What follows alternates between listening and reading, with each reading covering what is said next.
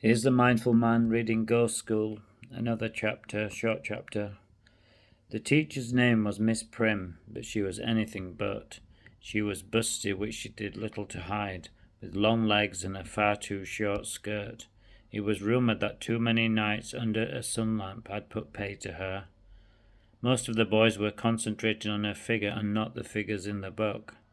Most of the pupils probably never expected to learn maths or any other subject in the afterlife. One good thing, though, was that there was no work and no career to aim for. A life of leisure beckoned. No one could say for how long. How long was eternity? Miss Prim spoke in a posh accent, quickly with an emphasis that swept to the back of the room like a wave. What do you get if you decide 12 out of 100? A headache, thought Lucy. On and on the teacher went. This is just as bad as the old school, Anna thought.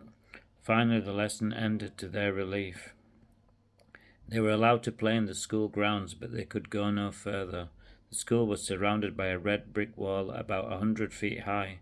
No one knew what was behind and beyond the wall. It was a mystery. They were in another world, another dimension. Here the sky was a deep red and there were no clouds. Lucy had heard of the multiverse, and maybe she thought this was what they were living in. At least it's better than eternal damnation, she thought. Later that day, Lucy and Anna lay on their bunks and chatted about their upbringing and families, and how they missed their parents, and they shed a few tears. They both knew they would meet their family again in the future, but it was still painful. Later that evening, James called round and they shared personal stories, and Lucy tried not to notice his full wet lips, and Hannah had to suppress her thoughts when she looked into his icy blue eyes, and saw his ripped torso bursting through his white shirt. James mentioned he had a great idea. I've got an Ouija board, he said, hiding in my room, he said. We could use it to contact our parents. Oh, we have to be careful, he said. This is forbidden at school. Both Lucy and Anna were reluctant, as neither one of them wanted to get in trouble, especially as they were new to the school.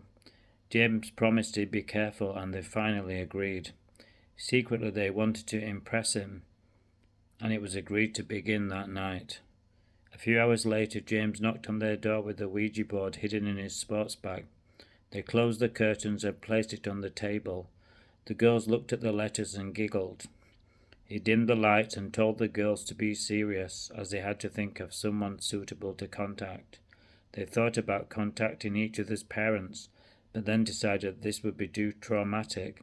And then they thought about contacting Michael Jackson, but they decided on an old school friend who had been killed in a car crash. They gathered round the table, feeling apprehensive.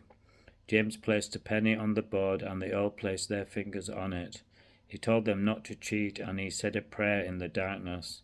They watched and waited for something to happen. Please sub me if you enjoyed this little chapter.